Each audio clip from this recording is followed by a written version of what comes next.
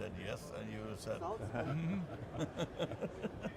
Hi, very welcome on the boat 2026. We are here on the Nimbus 495 flybridge, sitting on the flybridge to talk for sure about the 495 flybridge, but as well about a new boat in the portfolio, which is very important for us in Germany, especially as we have so many inland waterways to use, and that's the Nimbus 495 Coupé. And I'm very happy to sit another time here with two very good friends, Joacim Gustavsson and Jonas Jüttberg, who we've been also having a similar conversation yesterday, and that was loads of fun. So I'm already looking forward for that conversation with you two guys.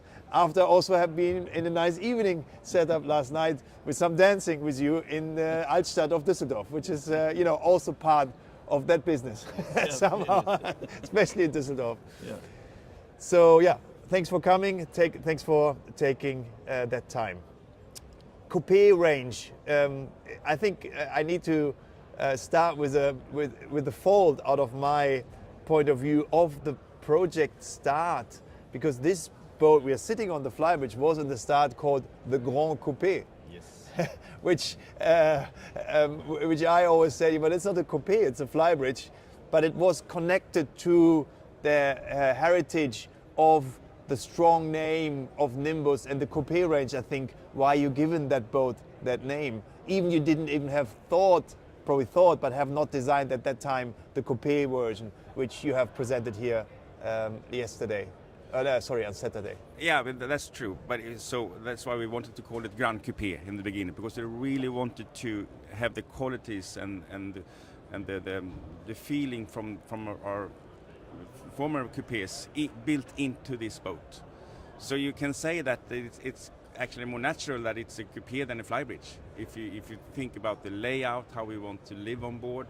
So I'm really very glad that we now soon have a coupé version of this. I think flybridge was for you also from the naming. Flybridge, to drive a flybridge boat is also quite a statement. And sometimes flybridge boats are so high and so bold that it's something which is not connected to that boat really, because the main job from you, or your wish, which I think you succeeded extremely well, is to give that boat not that bold, heavy flybridge silhouette. No. When moving the flybridge windscreen to the back, when really making this integrated in the roof design, let's say from the coupé part, to make the flybridge not looking as dominant, and that's why the Grand Coupé was probably also an idea of a naming. Yes. So that's true. And the flybridge is adapted for the coupé, meaning that we have this extra window, which is quite uncommon when you do a flybridge boat. So that's also the coupé part in the flybridge. Yes, so. But now we can also, with the new coupé version, we can. When you take away the flybridge, you will gain a lot of new areas that will make the coupé more coupé. Like for instance the galley. When you take away the stair up to this flybridge, when it's gone, you have a much better area in that part of the boat. You mean like the staircases were originally going like optical, very little in comparison to other brands, because you moved it half into the boat, half outside, because you still had this. I explained in the video this morning, this glass around the corners in the back there. So, but this will additionally give more space there in the back. Yes. Yeah. So that's good, and also storage in the off deck.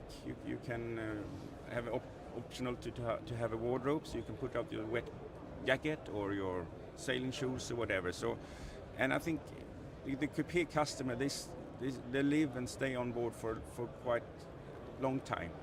So I think it will be a very good contribution to that kind of living with the new coupé. So.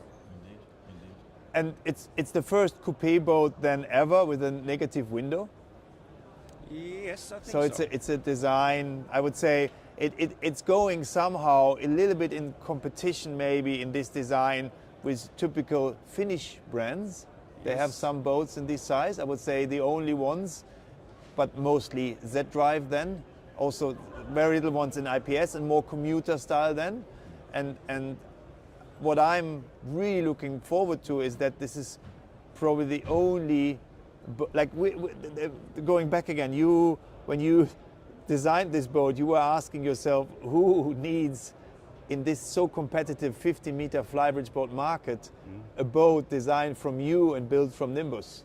Yes. And that was the biggest question you were asking yourself. As I can see here, what we are showing here on the Coupé, there's hardly no competitor in this kind of boat, with the volume, with the comfort on board, with the, let's say, very modern setup in general, from the layout, with the negative window and the co-driver area. All these aspects which we have described so many times already on the 495 Fly is, I think, very unique on a Coupé boat of that size. And then the key for me is that we have this integrated foldable mast, which I think is genius. So we are in fact below or at 3.5 meters, which makes this boat like the boat where we, like a 15-meter boat, fast, also good to go slow, with assistant docking, so to handle with an old couple, wherever in any situation you want to,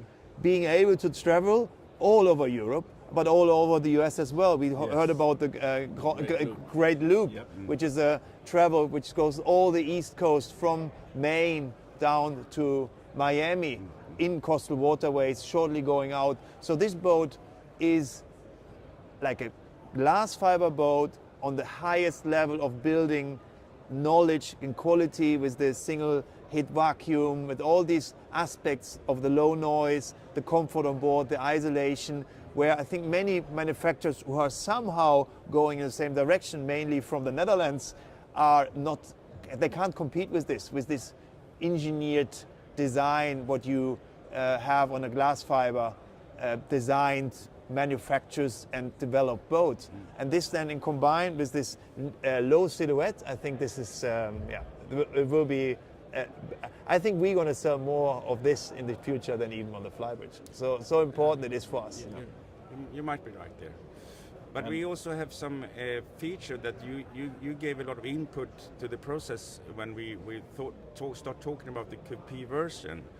And, you know, the idea of having a canopy on top over the windows. Which is outside shading, yes. like on a building. Then no proper shading on the building is really working inside. So that will be interesting to see. And so it's in fact a canopy comparable to the canopy of the W11, which there is already a full protection, which is even isolated. It's two layers. Then there will be some room in between, I guess, which is very important, because this is then the air isolation in between, then be followed by the glass roof, or then the front part, which is the openable hatch. So you could even leave the hatch completely open and then have the canvas a little bit open, so to have the wind coming in but still being sun protected. So or in the evening you just open the canvas part and you have the stars, or in the evening and you have the full feeling of an open boat, or in autumn on a rainy day, so you have a very open boat. So you have the two worlds in it. And what you also mentioned, Patrick, the insulation thing that you talked about, the air insulation on the top of that. When you're coming in extremely warm countries, that you need to cool off the cabin with air condition. That serves you well there too, as well as in colder climates where you want to keep the heat up. So there's multiple benefits with this soft top that we have on top of the hatches. So we have some questions. So what is the main difference between the 495 Fly versus the 495 Coupé? I'll let you answer that, Joacim. You have a better Coupé. It's roomier. It's a much better galley, because you're taking away the staircase, and you have more roof windows. A little bit more height around where the seating is, because this area there where in fact the helm is, where you can walk here. This is higher up. And then of course the main thing that it's below 350, you can go under the bridges. So More space for solar panels, so the boat Much is more, more yes. autonomous on anchor or during the use case. Yeah.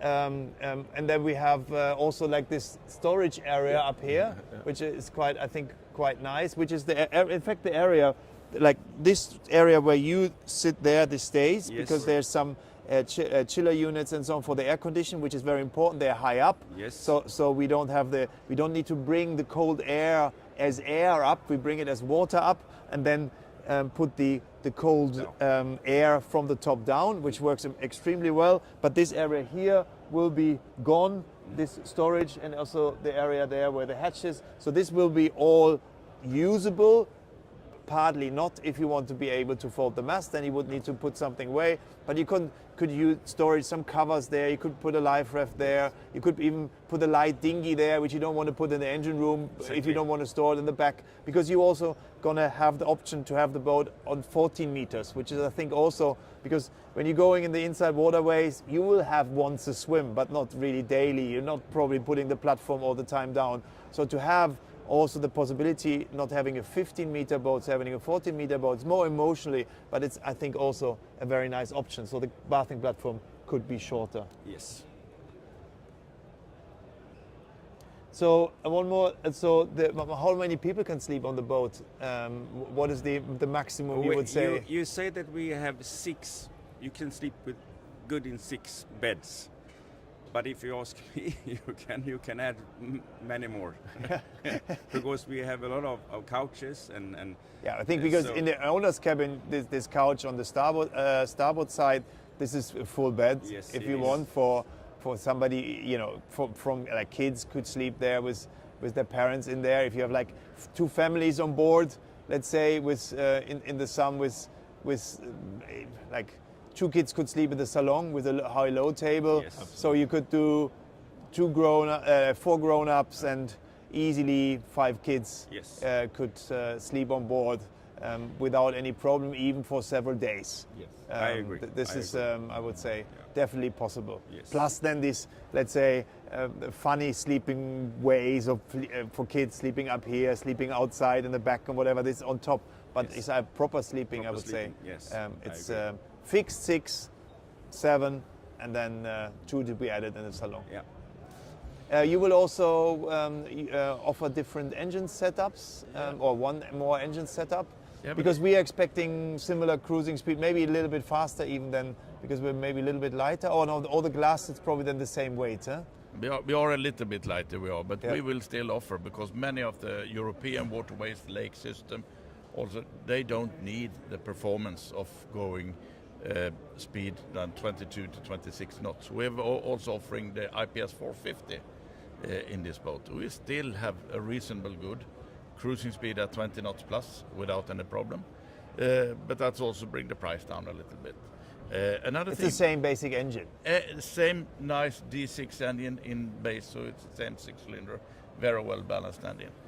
Also to mention that you touched that as well, Patrick, with the assisted docking system, because many of the competitors are shaft boats in this segment here when it comes up to this size. But it's so easy to handle with this assisted docking and the pod system, so that is something the customers really benefit from. And fuel efficiency. Fuel efficient, not to talk about that. So for we sure. are normally now cruising on 5.5. 5.5, yeah. 5.6, but probably with this, maybe there's also a little bit of better aerodynamic, be a little bit lower, a little bit less weight. So we are probably aiming for maybe something of N4 liters, hopefully, at the cruising speed of with the bigger engines of 24 knots, 23, 24 knots. And that's also brings us into a range which we already have now. We have the 18-liter fuel tank, so we are definitely operating in a 300 nautical miles, even plus range then with that boat, which is also for the inland waterways, which is then again, so we have 550 kilometers to go. So if you put that in Europe, it's quite some area you're going to reach without needing to refuel. So this is nice to have all these numbers which are more made for the sea, but the traveling inside of Europe. I think this is the right thing. So when do you think I can get the first one from you guys? I'm. It's a constant battle between market, Joachim, and design. No, but we said that we're going to start selling it in 27 next year. Yeah. So you can order it. It's buyable now. The prices are out. Yes. And so these ones who want to have a 495 Coupé in to use on season 27 should get minimum nowish in contact with us to get more or less one of the first slot. I think the first boat show aimed is again more or less where we're sitting now. Next year in Düsseldorf. That is the dream for us to get it here to next year. And parallel with the implementation of the production of the 495 Coupé, you're also going to offer for the flybridge and the Coupé the mahogany interior. Correct. Is it mahogany then, or is it clear already, or is it some other similar looking wood? No, it's but it's mahogany look. Mahogany look, okay. Mahogany look, which you will then play with the different. Now you're having the light popple interior, the wood, and you have the dark Korean. So you're playing in this direction and the dark floor. So then you're going to go with the dark wood. The Korean will go then take the light part. It will be then whitish or cream. Yes. And probably also the flooring will then also be probably go look. a little bit lighter. Like an oak again, but lighter. Yes. So you're just moving more or less the dark parts into different areas to still have that play between dark and light to not make it look pale or otherwise too dark. Exactly. So it will be a modern mahogany. It will not be like going in a Sturbro. No, it will not. Because this is not. We still have the modern look, the grey walls, and so for sure. So we will not change the interior. It will just change the color of it. So Jonas, what would you? Because you had I think you're a fly guy. Or when you had several times in your life a bigger boat. Which not this size, but you had a Nimbus 4000 or 4004. 4004, yes, which is a couple of them actually. A couple of them, which is the boat being produced from the middle of the 80s until the middle of the 90s, roundabout. Correct. Yes. And yeah, so you could have decided also for a Coupé. Which is the 380 Coupé then, but you like to be outside. Huh? You see that from your skin color. For sure. Yeah. So I stick my nose in the sun anytime I get a chance to. Sun is what you like. Yeah, but to be honest, I love the Coupé as well. I have a couple of the 320s, which is another very good model from Nimbus in the past. So either Coupé or flybridge, but of course a flybridge in Swedish summer. Once we got these nice days, not so many a year, it's something that then you want something to step out and see. But still, if you look at this one, how open it is with the roof hatches, with the side door, that gives you nearly the open feeling when you open up everything and go with this. So this is something. You, Joachim? What I would prefer, I'm a Coupé guy. Me as well. Yeah. Like in the Met, it's a fly definitely, but at some point I would also love to do what many of our customers do is like, would you, Jonas, or should do that a little bit together. Probably not on this boat size, we will not be able to afford, but to travel not only the Met, so learn a little bit more about Central Europe. I think this is something I would also like to see a little bit more. We had a sensational trip to Corsica last year, and that's. But the driving on rivers and close, let's say Scandinavia or the Baltic Sea or whatever, gives you more input than driving in the Mediterranean. So the Mediterranean, the bay and the swim and the water and the sun, this is the main, and the nice harbors for sure in the evening. But there's much more, if you have more time, there's much more to do in like more or less every capital of Europe is at a river. Yes. And so if you take this in perspective to travel there and do some culture and use it like a caravan, but the traveling is at a river just much more relaxing than driving on a normal highway where you just end up with other people standing somewhere with other caravans. Here you're in a port, you still have the connection to the nature, or you're even anchoring somewhere. So I think to do a travel around Northern Europe on the water, or even someday in the US, would be an absolute dream for me as well. Absolutely. So my father always dreamed of it. When they had the possibility for it, my mother didn't want anymore. so she was in the years when they did lots of boat trips. She had the control, and they always went to warm areas. And when they had the time, and my father claimed, I want to travel now the northern Europe, she said, no, I'm done with camping. Yeah. But I must say, Patrick, that maybe this time when we have we are in proper Coupé land on the Swedish west coast and the Norwegian west coast, where it's sensational weather. If you take an autumn trip up there, winter boat to autumn, it's fantastic, and that's really Coupé land for us. That's where it all started with the Nimbus history with Coupé. So that might be. Yeah, absolutely. But what do you expect for your national markets then when it comes to that boat as a Coupé and a flybridge? What do you think there? I think definitely the Coupé will sell more than the flybridge in our market. So why did you decide then to do the fly first? It's a good question, but it's more of a statement to get that out. The bigger and the higher boat, get the photos out. We had a boat to push in the Mediterranean where we see the flights coming on.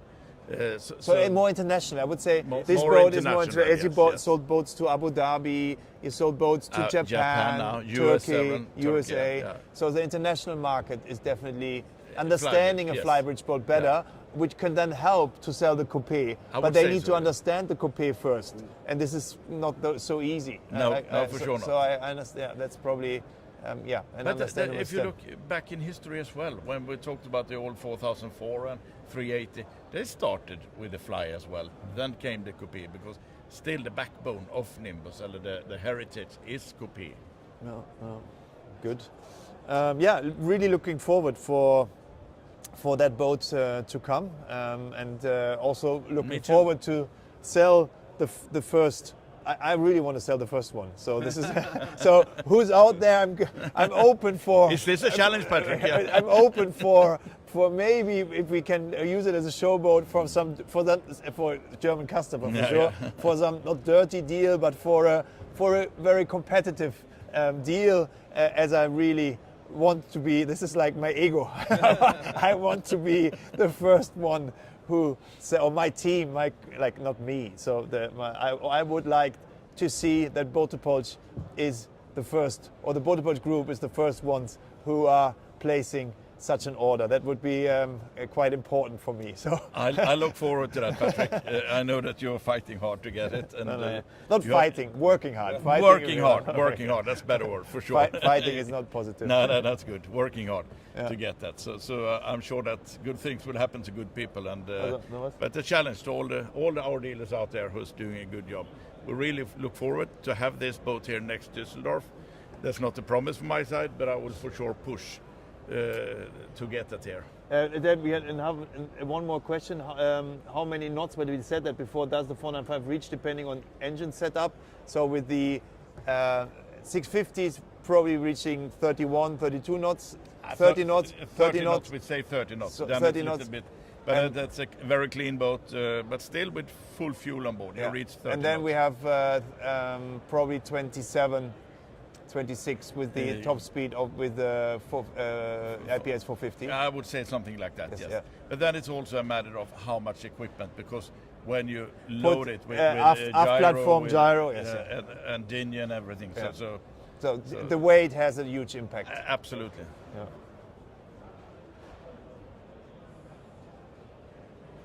Cool. No, we have it. Thanks for that time again, and Joacim, thank you for pushing that product forward. It will secure a certain quantity of the success of my company. I'm quite sure for that. So this is always very good, and I'm thankful for this understanding of products being needed, and this is definitely one of them. So thank you for that. And from the commercial side, thank you towards your CEO and the rest of the team of also pushing that forward, because that's very good. Because we're going to continue for sure selling several 495 flybridges. But again, this is something I'm really looking forward to. Me too. And we are here now, Düsseldorf Boat Show, all the way to the end. To keep on working. To take in orders. To take in orders, yes. just be very precise. Thanks. So welcome here. Thanks, Jonas. Thank you. Thank you.